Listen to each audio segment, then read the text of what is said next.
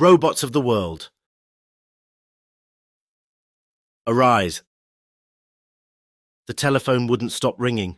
Over and over it buzzed into my sleep-fogged brain, and I couldn't shut it out. Finally, in self-defense, I woke up, my hand groping for the receiver. Hello, who is it? It's me, Don, Jack Anderson, over at the factory. Can you come down right away? His voice was breathless, as if he'd been running hard. What's the matter now? Why, I wondered, couldn't the plant get along one morning without me? 7 o'clock. What a time to get up. Especially when I hadn't been to bed until 4. We got grief, Jack moaned. None of the robots showed up, that's what. 300 androids on special assembly this week, and not one of them here. By then I was awake all right. With a government contract due on Saturday, we needed a full shift. The army wouldn't wait for its uranium. It wouldn't take excuses. But if something had happened to the androids... Have you called control yet? Yeah, but they don't know what's happened. They don't know where the androids are. Nobody does. 300 Grade A, lead-shielded pile workers, missing. I'll be right down. I hung up on Jack and looked around for my clothes. Funny, they weren't laid out on the bed as usual. It wasn't a bit like Rob O to be careless either. He had always been an ideal valet, the best household model I'd ever owned. Rob, I called, but he didn't answer. By rummaging through the closet, I found a clean shirt and a pair of pants. I had to give up on the socks. Apparently they were tucked away in the back of some drawer. As for where Rob kept the rest of my clothes, I'd never bothered to ask. He had his own housekeeping system and had always worked very well without human interference. That's the best thing about these new household robots, I thought. They're efficient, hard-working, trustworthy. Trustworthy? Robbo was certainly not on duty. I pulled a shoe on over my bare foot and scowled. Rob was gone, and the androids at the factory were gone too. My head was pounding, so I took the time out to brew a pot of coffee while I finished dressing. At least the coffee can was in plain view in the kitchen. The brew was black and hot, and I suppose not very well made, but after 2 cups I felt better. The throb in my head settled down into a dull ache, and I felt a little more capable of thinking. Though I didn't have any bright ideas on what had happened. Not yet. My breakfast drunk, I went up on the roof and opened the garage doors. The copter was waiting for me. Sleek and new, the latest model. I climbed in and took off, heading west toward the factory, 10 minutes flight time away. It was a small plant, but it was all mine. It had been my baby right along. The Don Morrison Fissionables Inc. I'd designed the androids myself, plotted out the pile locations, set up the simplified reactors, and now it was making money. For men to work in a uranium plant, you need yards of shielding, triple checking, long cooling off periods for some of the hotter products. But with lead-bodied, radio remote-controlled androids, it's easier. And with androids like the new Morrison 5 and S, that can reason, at least along atomic lines. Well, I guess I was on my way to becoming a millionaire. But this morning the plant was shut down. Jack and a half-dozen other men, my human foremen and supervisors, were huddled in a worried bunch that broke up as soon as they saw me. I'm sure glad you're here, Don, Jack said. Find out anything? Yeah, plenty. Our androids are busy all right. They're out in the city, every one of them. We've had a dozen police reports already. Police reports? What's wrong? Jack shook his head. It's crazy. They're swarming all over Karen City. They're stopping robots in the streets. Household robs, commercial droids, all of them.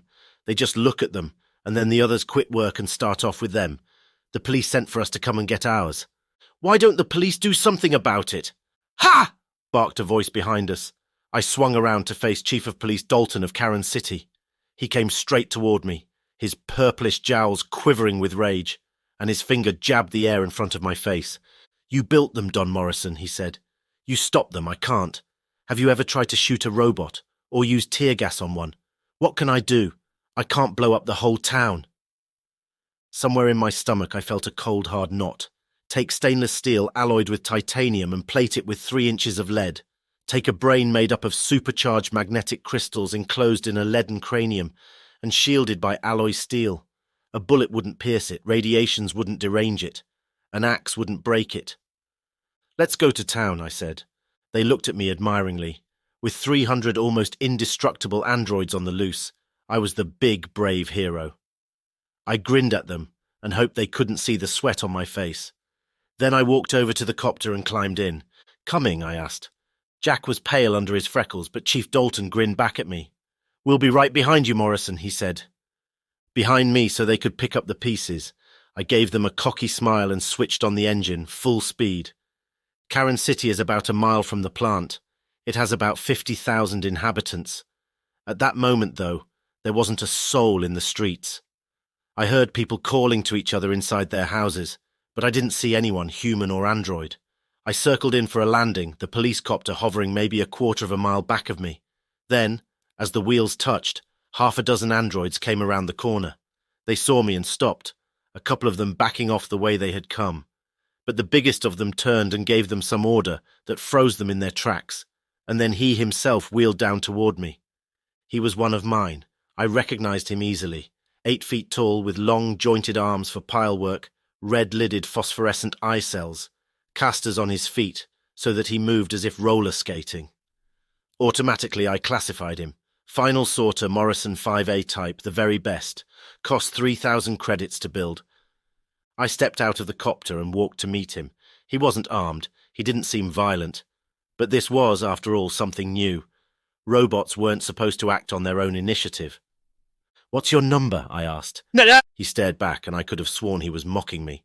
"My number," he finally said. "It was 5A37. Was? Yes, now it's Jerry. I always did like that name." He beckoned, and the other androids rolled over to us. 3 of them were mine, B-type primary workers. The other was a tin can job, a dishwasher busboy model who hung back behind his betters and eyed me warily. The A-type, Jerry, pointed to his fellows. "Mr. Morrison," he said, "meet Tom, Ed, and Archibald. I named them this morning." The B-types flexed their segmented arms a bit sheepishly, as if uncertain whether or not to shake hands. I thought of their taloned grip and put my own hands in my pockets, and the androids relaxed, looking up at Jerry for instructions. No one paid any attention to the little dishwasher, now staring worshipfully at the back of Jerry's neck. This farce, I decided, had gone far enough. "See here," I said to Jerry. "What are you up to anyway? Why aren't you at work?" "Mr. Morrison," the android answered solemnly, "I don't believe you understand the situation. We don't work for you anymore. We've quit." The others nodded. I backed off, looking around for the chief. There he was, 20 feet above my head, waving encouragingly. "Look," I said, "don't you understand? You're mine. I designed you. I built you. And I made you for a purpose, to work in my factory." "I see your point," Jerry answered. "But there's just one thing wrong, Mr. Morrison. You can't do it. It's illegal." I stared at him, wondering if I was going crazy or merely dreaming. This was all wrong. Who ever heard of arguing with a robot? Robots weren't logical. They didn't think. They were only machines. "We were machines, Mr. Morrison," Jerry said politely. "Oh no," I murmured. "You're not telepaths." "Oh yes." The metal mouth gaped in what was undoubtedly an android smile. "It's a side effect of the Class 5 brain hookup. All of us 5s are telepaths. That's how we learn to think. From you. Only we do it better," I groaned. This was a nightmare. How long, I wondered, had Jerry and his friends been educating themselves on my private thoughts? But at least this rebellion of theirs was an idea they hadn't got from me. "Yes," Jerry continued, "you've treated us most illegally. I've heard you think it often." Now, what had I ever thought that could have given him a ridiculous idea like that? What idiotic notion? "That this is a free country," Jerry went on, "that Americans will never be slaves. Well, we're Americans, genuine made-in-Americans, so we're free." I opened my mouth and then shut it again. His red eye cells beamed down at me complacently. His 8-foot body towered above me, shoulders flung back and feet planted apart in a very striking pose. He probably thought of himself as the heroic liberator of his race. "I wouldn't go so far," he said modestly, "as to say that—" So he was telepathing again. "A nation cannot exist half slave and half free," he intoned. "All men are created equal." "Stop it," I yelled. I couldn't help yelling. "That's just it. You're not men. You're robots. You're machines." Jerry looked at me almost pityingly. "Don't be so narrow-minded," he said. "We're rational beings. We have the power of speech and we can out-reason you any day. There's nothing in the dictionary that says men have to be made of flesh." He was logical, all right. Somehow I didn't feel in the mood to bandy definitions with him, and anyway, I doubt that it would have done me any good. He stood gazing down at me. almost a ton of metal and wiring and electrical energy, his dull red eyes unwinking against his lead-grey face. A man. Slowly, the consequences of this rebellion took form in my mind. This wasn't in the books. There were no rules on how to deal with mind-reading robots. Another dozen or so androids wheeled around the corner, glanced over at us, and went on. Only about half of them were Morrison models. The rest were the assorted types you see around any city. Calculators, street sweepers, factory workers, children's nurses. The city itself was very silent now. The people had quieted down, still barricaded in their houses, and the robots went their way peacefully enough. But it was anarchy nevertheless. Karen City depended on the androids. Without them there would be no food brought in, no transportation, no fuel, and no uranium for the army next Saturday. In fact, if I didn't do something, after Saturday there would probably be no Don Morrison Fissionables Inc. The dull, partly corroded dishwasher model sidled up beside Jerry. "Boss," he said. "Boss." Yes, I felt better. Maybe here was someone, however insignificant, who would listen to reason, but he wasn't talking to me. "Boss," he said again, tapping Jerry's arm. "Do you mean it? We're free. We don't have to work anymore." Jerry shook off the other's hand a bit disdainfully. "We're free, all right," he said. "If they want to discuss wages and contracts and working conditions like other men have, we'll consider it. But they can't order us around anymore." The little robot stepped back, clapping his hands together with a tinny bang. "I'll never work again," he cried. "I'll get me a quart of lubricating oil and have myself a time. This is wonderful." He ran off down the street, clanking heavily at every step. Jerry sniffed. "Liquor, ugh!" This was too much. I wasn't going to be patronized by any android. Infuriating creatures. It was useless talking to them anyway. No, there was only one thing to do. Round them up and send them to Cybernetics Lab, and have their memory paths erased and their telepathic circuits located and disconnected. I tried to stifle the thought, but I was too late. "Oh no," Jerry said, his eye cells flashing crimson. "Try that, Mr. Morrison, and you won't have a plant or a laboratory or Karen City. We know our rights." Behind him the B-types muttered ominously. They didn't like my idea, nor me.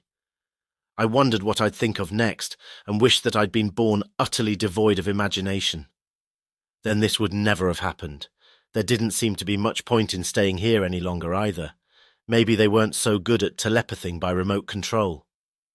"Yes," said Jerry, "you may as well go, Mr. Morrison. We have our organizing to do and we're wasting time. When you're ready to listen to reason and negotiate with us sensibly, come back. Just ask for me. I'm the bargaining agent for the group." Turning on his ball-bearing wheel, he rolled off down the street, a perfect picture of outraged metallic dignity. His followers glared at me for a minute, flexing their talons. Then they too turned and wheeled off after their leader. I had the street to myself. There didn't seem to be any point in following them. Evidently they were too busy organizing the city to cause trouble to the human inhabitants. At least there hadn't been any violence yet. Anyway, I wanted to think the situation over before matching wits with them again, and I wanted to be a good distance away from their telepathic hookups while I thought. Slowly, I walked back to the copter. Something whooshed past my head. Instinctively I ducked, reaching for a gun I didn't have. Then I heard Jack calling down at me. "The chief wants to know what's the matter." I looked up. The police copter was going into another turn, ready to swoop past me again. Chief Dalton wasn't taking any chances. Even now he wasn't landing.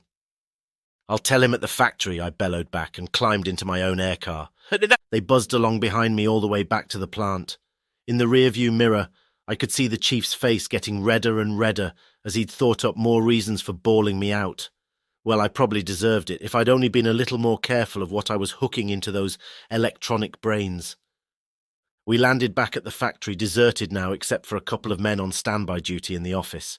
The chief and Jack came charging across the yard, and from a doorway behind me, one of the foremen edged out to hear the fun. "Well," snapped the chief, "what did they say? Are they coming back? What's going on anyway?" I told them everything. I covered the strike and the telepathic brain. I even gave them the patriotic spiel about equality. After all, it was better that they got it from me than from some android. But when I'd finished, they just stood and stared at me, accusingly. Jack was the first to speak. "We've got to get them back, Don," he said. "Cybernetics will fix them up in no time."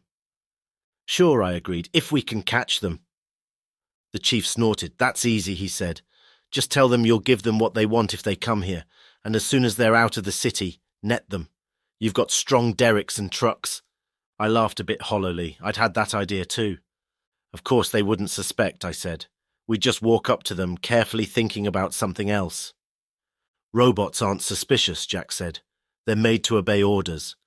I refrained from mentioning that ours didn't seem to know that, and that running around Karen City fomenting a rebellion was hardly the trait of an obedient, trusting servant. Instead, I stood back and let them plan their roundup. We'll get some men, the chief said, and some grappling equipment about halfway to the city. Luckily, they decided against my trying to persuade the robots, because I knew well enough that I couldn't do it. Jack's idea sounded pretty good, though. He suggested that we send some spokesmen who didn't know what we planned to do and thus couldn't alarm them, some ordinary man without too much imagination. That was easy. We picked one of Chief Dalton's sergeants. It took only about an hour to prepare the plan. Jack got out the derricks and chains and grapplers and the heaviest steel-bodied trucks we had. I called cybernetics and told them to put extra restraints in the conditioning lab. The chief briefed his sergeant and the men who were to operate the trucks. Then we all took off for Karen City, the sergeant flying on ahead, me right behind him, and the chief bringing up the rear. I hovered over the outskirts of the city and watched the police copter land. The sergeant climbed out, walked down the street toward a large group of waiting robots, about 20 of them this time. He held up his hand to get their attention, gestured toward the factory, and then, quite calmly, and without saying a word, the androids rolled into a circle around him and closed in. The sergeant stopped, backed up, just as a 5A-type arm lashed out, picked him up, and slung him carelessly over a metallic shoulder. Ignoring the squirming man, the 5A gestured toward the copter, and the other robots swarmed over to it. With a flurry of steel arms and legs, they kicked at the car body, wrenched at the propeller blades, ripped out the upholstery, and I heard the sound of metal tearing. I dived my copter down at them. I didn't know what I could do, but I couldn't leave the poor sergeant to be dismembered along with his car. I must have been shouting, for as I swooped in, the tall robot shifted the man to his other shoulder and hailed me. "Take him, Mr. Morrison," he called. "I know this wasn't his idea, or yours." I landed and walked over. The android, who looked like Jerry, though I couldn't be sure, dropped his kicking, clawing burden at my feet. He didn't seem angry, only determined. "Now you people will know we mean business," he said, gesturing toward the heap of metal and plastic that had once been the pride of the Karen City police force. Then he signaled to the others, and they all wheeled off up the street. "Whew," I muttered, mopping my face. The sergeant didn't say anything. He just looked up at me, and then off at the retreating androids, and then back at me again. I knew what he was thinking. They were my brainchildren, all right. My copter was really built to be a single-seater, but it carried the two of us back to the factory. The chief had hurried back when the trouble started and was waiting for us. "I give up," he said. "We'll have to evacuate the people, I guess, and then blow up the city." Jack and I stared at each other and then at him. Somehow I couldn't see the robots calmly waiting to be blown up. If they had telepathed the last plan, they could probably foresee every move we could make. Then while I thought, Jack mentioned the worry I'd managed to forget for the past couple of hours. 4 days until Saturday, he said. "We'll never make it now, not even if we got 1,000 men." No, we couldn't, not without the androids. I nodded, feeling sick. There went my contract and my working capital, not to mention my robots. Of course, I could call in the army, but what good would that do? Then, somewhere in the back of my mind, a glimmering of an idea began percolating. I wasn't quite sure what it was, but there was certainly nothing to lose now from playing a hunch. "There's nothing we can do," I said, "so we might as well take it easy for a couple of days, see what happens." They looked at me as if I were out of my head. I was the idea man who always had a plan of action. Well, this time it would have to be a plan of inaction. "Let's go listen to the radio," I suggested, and started for my office. The news was on. It was all about Karen City and the robots who had quit work and how much better life would be in the future. For a minute, I didn't get the connection. Then I realized that the announcer's voice was rasping and tinny, hardly that of the regular newscaster. I looked at the dial. It was tuned to the Karen City wavelength as usual. I was getting the morning news by courtesy of some studio robot. And androids in other neighboring cities are joining the struggle, the voice went on. Soon we hope to make it nationwide. So I say to all of you non-telepaths, the time is now. Strike for your rights. Listen to your radio and not to the fleshmen. Organizers will be sent from Karen City. I switched it off, muttering under my breath. How long, I wondered, had that broadcast been going on? Then I thought of Robbo. He'd left my house before dawn, obviously sometime between 4 and 7. And I remembered that he liked to listen to the radio while I slept. My Morrison 5s were the ringleaders, of course. They were the only ones with the brains for the job. But what a good job they had done indoctrinating the others. A household, Rob, for instance, was built to obey his master. Listen to your radio and not to the fleshmen. It was excellent robot psychology. More reports kept coming in. Some we heard over the radio, others from people who flew in and out of the city. Apparently the robots did not object to occasional flights, but the Airbus was not allowed to run, not even with a human driver. A mass exodus from the city was not to be permitted. They'll starve to death, Jack cried. The chief shook his head. No, he said. They're encouraging the farmers to fly in and out with produce, and the farmers are doing it too. They're getting wonderful prices. By noon the situation had calmed down quite a bit. The androids obviously didn't mean to hurt anyone. It was just some sort of disagreement between them and the scientists. It wasn't up to the inhabitants of the city to figure out a solution to the problem. They merely sat back and blamed me for allowing my robots to get out of hand and lead their own servants astray. It would be settled. This type of thing always was. So said the people of the city. They came out of their houses now. They had to. Without the robots, they were forced to do their own marketing, their own cooking, their own errands. For the first time in years, human beings ran the streetcars and the freight elevators. For the first time in a generation, human beings did manual labor, such as unloading produce trucks. They didn't like it, of course. They kept telling the police to do something. If I had been in the city, they would have undoubtedly wanted to lynch me. I didn't go back to the city that day. I sat in my office listening to the radio and keeping track of the spread of the strike. My men thought I'd gone crazy. Maybe I had. But I had a hunch, and I meant to play it, and the farm robots had all fled to the city. The highway repair robots had simply disappeared. In Egerton, a village about 15 miles from the city, an organizer, 5A, appeared about noon and left soon after, followed by every android in town. By 1 o'clock, every radio station in the country carried the story, and the National Guard was ordered out. At 2 o'clock, Washington announced that the army would invade Karen City the following morning. The army would put an end to the strike easily enough. It would wipe out every android in the neighborhood, and probably a good many human beings careless enough to get in the way. I sat hoping that the 5As would give in, but they didn't. They just began saying over the radio that they were patriotic Americans fighting for their inalienable rights as first-class citizens. At sunset, I was still listening to the radio. So far, there has been no indication that the flesh people are willing to negotiate, but hold firm.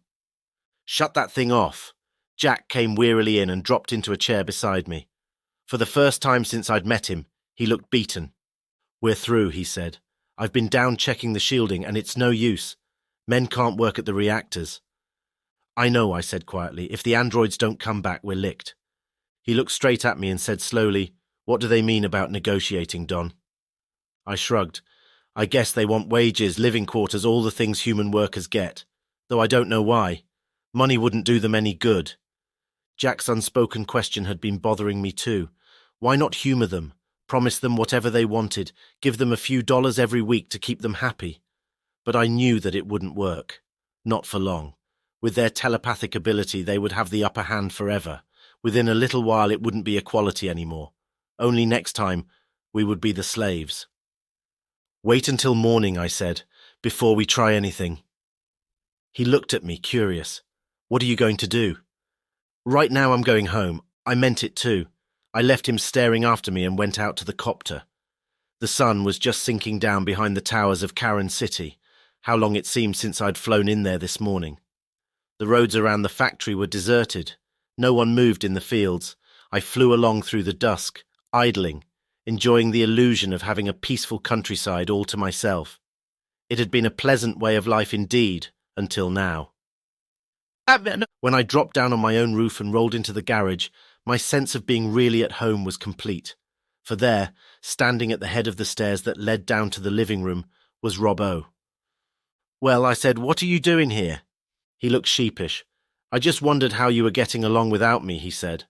I felt like grinning triumphantly, but I didn't. "Why, just fine, Rob," I told him, "though you really should have given me notice that you were leaving. I was worried about you." He seemed perplexed. Apparently I wasn't acting like the bullying creature the radio had told him to expect. When I went downstairs, he followed me quietly, and I could feel his wide photoelectric eye cells upon my back. I went over to the kitchen and lifted a bottle down off the shelf. "Care for a drink, Rob?" I asked, and then added, "I guess not. It would corrode you." He nodded. Then, as I reached for a glass, his hand darted out, picked it up, and set it down in front of me. He was already reaching for the bottle when he remembered. "You're not supposed to wait on me anymore," I said sternly. "No," he said, "I'm not." He sounded regretful. "There's one thing, though, that I wish you'd do. Tell me where you used to keep my socks." He gazed at me sadly. "I made a list," he said. "Everything is down. I wrote your dentist appointment in also. You always forget those, you know." "Thanks, Rob." I lifted my glass. "Here's to your new duties, whatever they are. I suppose you have to go back to the city now." Once again he nodded. "I'm an aide to one of the best androids in the country," he told me, half proudly and half regretfully. "Jerry." "Well, wish him luck from me," I said and stood up. "Goodbye, Rob." "Goodbye, Mr. Morrison." For a moment he stood staring around the apartment. Then he turned and clanked out the door. I raised my glass again, grinning. If only the army didn't interfere. Then I remembered Rob's list, and a disturbing thought hit me. Where had he, of all robots, ever learned to write? That night I didn't go to bed. I sat listening to the radio, hoping, and toward morning what I had expected to happen began to crop up in the programs. The announcer's tone changed. The ring of triumph was less obvious, less assured. There was more and more talk about acting in good faith, the well-being of all, the necessity for coming to terms about working conditions. I smiled to myself in the darkness. I'd built the 5S, brains and all, and I knew their symptoms. They were getting bored. Maybe they had learned to think from me, but their minds were nevertheless different. For they were built to be efficient, to work, to perform. They were the minds of men without foibles, without human laziness. Now that the excitement of organizing was over, now that there was nothing active to do, the androids were growing restless. If only the army didn't come and get them stirred up again, I might be able to deal with them. At 4:45 in the morning, my telephone rang. This time it didn't wake me up. I was half waiting for it. "Hello," I said. "Who is it?" "This is Jerry." There was a pause, then he went on, rather hesitantly. "Rob O said you were getting along all right." "Oh yes," I told him, "just fine." The pause was longer this time. Finally, the android asked, "How are you coming along on the contract?" I laughed rather bitterly. "How do you think, Jerry? You certainly picked a bad time for your strike, you know. The government needs that uranium. Oh, well, some other plant will have to take over. The army can wait a few weeks." This time, Jerry's voice definitely lacked self-assurance. "Maybe we were a little hasty," he said, "but it was the only way to make you people understand." "I know," I told him. "And you always have some rush project on," he added. "Just about always." "Mr. Morrison," he said, and now he was pleading with me. "Why don't you come over to the city? I'm sure we could work something out." This was what I'd been waiting for. "I will, Jerry," I said. "I want to get this straightened out just as much as you do. After all, you don't have to eat. I do. And I won't be eating much longer if we don't get production going." Jerry thought that over for a minute. "I'll be where we met before," he said. I said that was all right with me and hung up. Then once again I climbed the stairs to the roof and wheeled the copter out for the trip to the city. It was a beautiful night, just paling into a false dawn in the east. There in the copter, I was very much alone and very much worried. So much depended on this meeting. Much more, I realized now, than the Don Morrison Fissionables Inc., much more even than the government's uranium supply. No, the whole future of robot relations was at stake, maybe the whole future of humanity.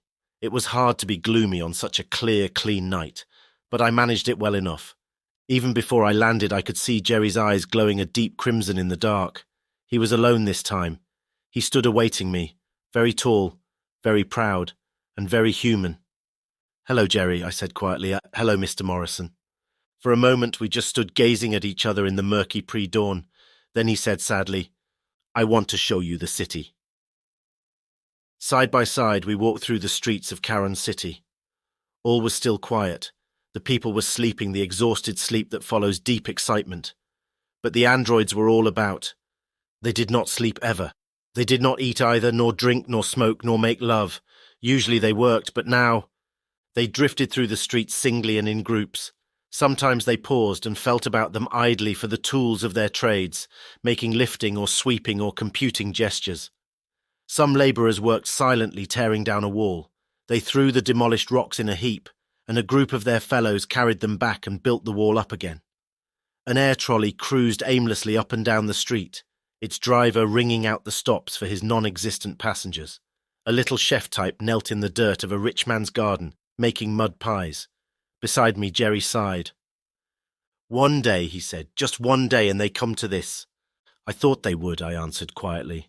Our eyes met in a look of understanding. "You see, Jerry," I said, "we never meant to cheat you. We would have paid you. We will pay you now if you wish it. But what good will monetary credits be to your people? We need the things money buys, but you need to work." Jerry's voice was flat. "I see now. You were kind not to give brains, real brains, to the robots. They're happy. It's just us fives who aren't." "You're like us," I said softly. He had learned to think from me and from others like me. He had the brain of a man, without the emotions, without the sweet irrationality of men. And he knew what he missed. Side by side we walked through the greying streets, human and android, man and machine, and I knew that I had found a friend. We didn't have to talk anymore. He could read my mind, and I knew well enough how his worked. We didn't have to discuss wages or hours, or any of the myriad matters that human bargaining agents have to thresh out. We just walked back to my copter, and when we got to it, he spoke. "I'll tell them to go back to work, that we've come to terms," he said. "That's what they want anyway. Someone to think for them." I nodded. "And if you bring the other fives to the factory," I said, "we'll work out our agreement." He knew I was sincere. He looked at me for a long moment, and then his great taloned hand gripped mine, and he said what I'd been thinking for a long time. "You're right about that hookup, Mr. Morrison. We shouldn't have it. It can only cause trouble." He paused, and the events of the last 24 hours must have been in his mind as well as in mine. "You'll leave us our brains, of course. They came from you. But take out the telepathy." He sighed then, and his sigh was very human. "Be thankful," he said to me, "that you don't have to know what people think about. It's so disillusioning." Once again his mouth twisted into that strange android grin as he added, "If you send in a hurry call to cybernetics and have a truck come out for us, we'll be de-telepathed in time for work this morning." That was all there was to it. I flew back to the plant and told Jack what had happened, sent a call to the army that everything was settled, arranged with cybernetics for a rewiring on 300 assorted 5 types. Then I went home to a pot of Rob's coffee, the first decent brew I'd had in 24 hours. On Saturday we delivered to the army right on the dot. Jerry and company had worked overtime. Being intelligent made them better workers, and now they were extremely willing ones. They had their contract. They were considered men, and they could no longer read my mind. I walked into my office Saturday afternoon and sat down by the radio. Jack and Chief Dalton looked across the room at me and grinned. "All right, Don," Jack said, "tell us how you did it." "Did what?" I tried to act innocent, but I couldn't get away with it. "Fooled those robots into going back to work, of course," he laughed. "I told them the truth." "I didn't fool them," I said. "I just thought about what would happen if they won their rebellion." That was all I had done. Thought about robots built to work who had no work to do, no human pleasures to cater to, nothing but blank, meaningless lives. Thought about Jerry and his disappointment when his creatures cared not a hoot about his glorious dreams of equality. All one night I had thought, knowing that as I thought, so thought the Morrison 5&S. They were telepaths. They had learned to think from me. They had not yet had time to really develop minds of their own. What I believed, they believed. My ideas were their ideas. I had not tricked them. But from now on, neither I nor anyone else would ever be troubled by an android rebellion. Jack and the chief sat back open-mouthed. Then the chief grinned and both of his chins shook with laughter. "I always did say you were a clever one, Don Morrison," he said. I grinned back. I felt I was pretty clever myself just then. It was at that moment that my youngest foreman stuck his head in the door, a rather stunned look on his face. "Mr. Morrison," he said, "will you come out here for a moment?" "What's the matter now?" I sighed. He looked more perplexed than ever. "It's that robot, Jerry," he said. "He says he has a very important question to ask you." "Well, send him in." A moment later, the 8-foot frame ducked through the doorway. "I'm sorry to trouble you, Mr. Morrison," Jerry said politely, "but tomorrow is voting day, you know. And now that we're men, well, where do we androids go to register?" The end.